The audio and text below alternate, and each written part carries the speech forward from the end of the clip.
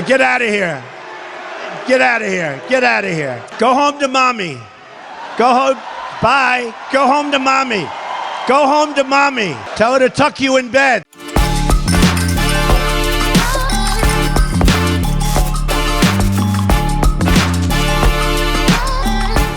All right, y'all. So in case you missed yesterday's Ukraine fiasco, the chief money launderer himself, Zelenskyy, showed up to the White House in what should have been a meeting to establish a pathway to peace and, end their war with Russia and Putin. Instead, this little dude foolishly decided to poke the bear. He forgot that Biden was evicted from that sugar daddy role and no longer has this ability to come here and get blank checks to fund their government at our expense. He messed around and found out what real leadership looks like after getting rebuked by President Trump and Vice President Vance. So I'm going to show you that. Then I'm going to play a clip of Secretary of State Marco Rubio brilliantly breaking things down to clown news' Kaitlan Collins. I believe that's her name. It's irrelevant because we really don't tune in to watch her or take in any of the hot garbage and propaganda Kool-Aid that they push. But I'm going to show y'all that. And then just for fun, I want to show you how these lefties are losing their minds compared to common sense Americans. So with all that being said, keep praying for peace all over the world, not just Ukraine, not just the United States,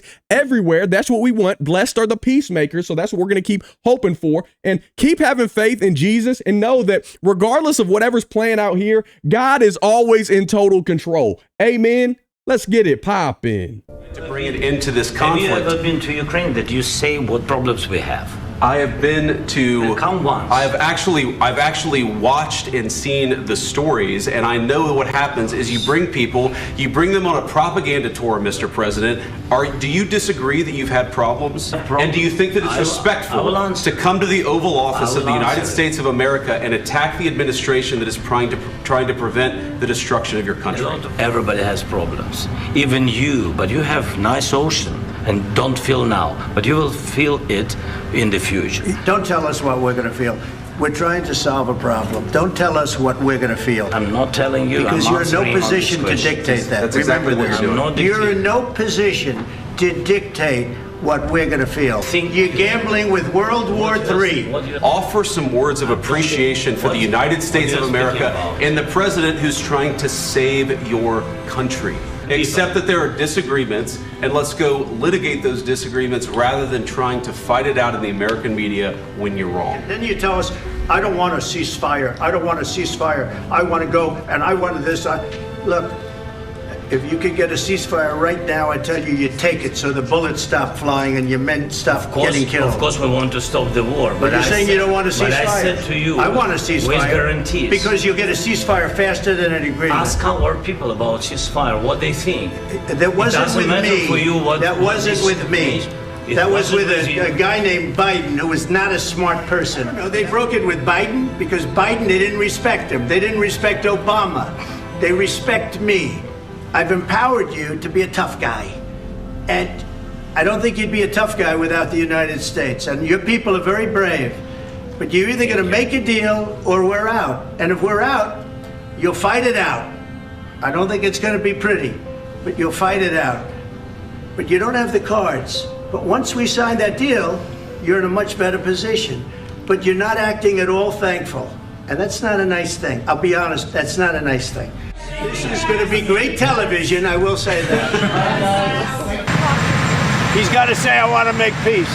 He doesn't have to stand there and say about Putin this, Putin that, and all negative things. He's got to say, I want to make peace. I don't want to fight a war any longer. His people are dying. Do you think you did, and do you think you owe an apology to President Trump?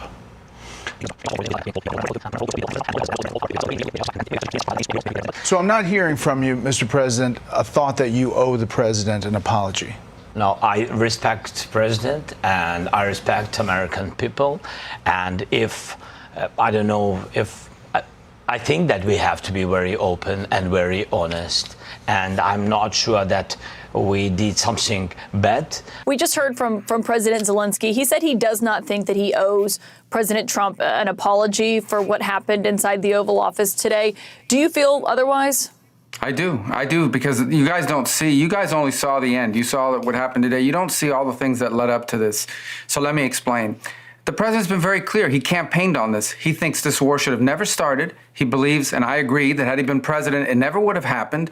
Now here we are. He's trying to bring an end to this conflict. We've explained very clearly what our plan is here, which is we want to get the Russians to a negotiating table. We want to explore whether peace is possible. They understand this. They also understand that this agreement that was supposed to be signed today was supposed to be an agreement that binds America economically to Ukraine, which to me, as I've explained, and I think the president alluded to today, is a security guarantee in its own way, because we're involved. It's now us. It's our interests. That was all explained. That was all understood. And nonetheless, for the last 10 days, in every engagement we've had with the Ukrainians, there's been complications in getting that point across, including the public statements that President Zelenskyy has made. But they insisted on coming to D.C. This agreement could have been signed 5 days ago, but they insisted on coming to Washington. And there was and should have been a very clear understanding. Don't come here and create a such scenario where you're going to start lecturing us about how diplomacy isn't going to work. President Zelenskyy took it in that direction, and it ended in a predictable outcome as a result. It's unfortunate. That wasn't supposed to be this way, but that's the path he chose. And I think, frankly, sends his country backwards in regards to achieving peace, which is what President Trump wants at the end of the day, is for this war to end. He's been as consistent as anyone can be about what his objective is here. But what specifically do you want to see President Zelenskyy apologize for? Well, apologize for turning this thing into the fiasco for him that it became. There was no need for him to go in there and become antagonistic. Look, this thing went off the rails. You were there, I believe. It went off the rails when he said, let me ask you a question to the vice president. What kind of diplomacy are you talking about? Well, this is a serious thing. I mean, thousands of people have been killed, thousands. And he talks about all these horrible things that have happened to prisoners of war and children, all true, all bad. This is what we're dealing with here. It needs to come to an end. We are trying to bring it to an end. The way you bring it to an end is you get Russia to the table to talk. And he understands that attacking Putin, no matter how anyone may feel about him personally, forcing the president into a position where you're trying to goad him into attacking Putin, calling him names, maximalist demands about Russia having to pay for the reconstruction, all the sorts of things that you talk about in a negotiation. Well, when you start talking about that aggressively, and the president's a deal maker, he's made deals his entire life, you're not going to get people to the table. And so you start to perceive that maybe Zelenskyy doesn't want a peace deal. He says he does, but maybe he doesn't. And that active, open undermining of efforts to bring about peace is deeply frustrating for everyone who's been involved in communications with them leading up to today. And I think he should apologize for wasting our time for a meeting that was going to end the way it did. Well, aren't you lucky? Because as of today, this is my 39th time I've been pretty ashamed to be an American. Oh, and Trump supporters who may be seeing this right now and feel the need to jump into my comments and tell me, well, if you don't like it here, you can leave. Go f*** yourselves. Go f*** yourselves all the way to Russia. I stand with Ukraine. I said what I said. If I have any Ukrainian friends on here, I just want to say the sane majority of Americans do not support or align with what our disgusting Governor Trundle Dump said in the White Supremacy House this morning. We are mortified, we are horrified, we are disgusted, we are nauseous, we are sick to our stomach. I've been losing sleep over this. If I could run over there and join the Foreign Legion and fight arm in arm with you, I could. I would. I'm telling you what, Vance and Trump, you're playing with fire today.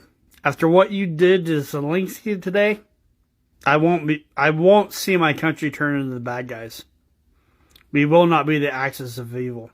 Damn you, Trump. Damn you. What's wrong with you people? I got to give it to you Democrats. You guys will definitely die on a hill, okay? Because I'm seeing people, oh my God, I'm embarrassed to be an American today. I can't believe what happened in the White House. It was revolting. It was disgusting. It was a shame. But you were proud to be an American when the president couldn't find his way off of a stage. You were proud to be an American when the vice president couldn't even put a sentence together. You had all these other moments to be embarrassed to be an American. Yet you choose the moment when somebody finally stands up and puts our country first, calls out the bullshit from this little embezzler, this little micro midget Oompa Loompa who comes over here demanding, stomping his little size 2 foot around. Now you're embarrassed to be an American? Please, spare me.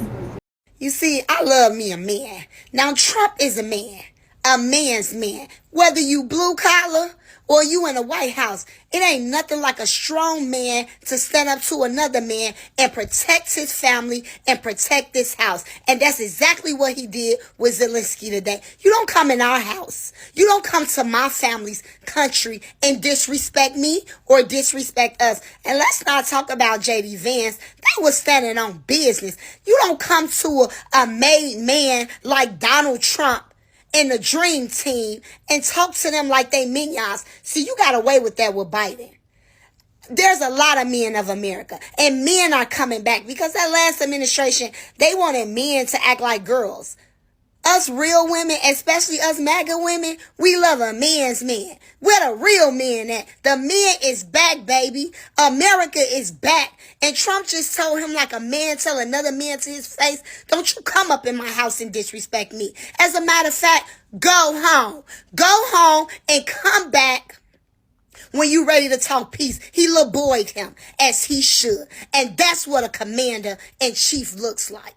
Don't forget to hit that like button, subscribe if you're not already, ring that notification bell so you get notified anytime I post a new video. If you like what I'm doing over here and you want to show a little extra love and support, make sure you go check out our website down below in the description section. That way you can get all the awesome shirts and hoodies you see me wearing in every single video, as well as some pretty sweet tumblers and cups. They're all made by my smoking hot wife with tons of different designs to choose from. I like my clothes baggy in the winter, so you got a little extra room to move and groove. That's just what feels gooder than chicken to me, but we got all different sizes ranging from itty bitty extra small to big and hefty 5X, a bunch of colors. I guarantee we got something that you'll like, or at least a great gift for someone that you love. Outside of that, you can always show support by buying me a coffee, joining the Patreon community. You can become a member of the Gibson family here on YouTube by tapping that join button. All those links are always down below in the description section. By no means do you have to do any of that. Just showing up and watching my freckle face on your screens for a few minutes, I am greatly appreciative. I love y'all, and I cannot thank you enough for rocking with me throughout the years. I think I posted my first video on this channel 7-8 years ago, and you have literally changed my life, my family's life for the better. I just can't put into context how grateful I am for y'all. And I know we get into some tangents and some long rants sometimes, and I get fired up. That's how I like it, and that's how y'all seem to like it as well. But just thank you from the bottom of my heart. But until next time, I'll be praying for you. Godspeed. I'm gone.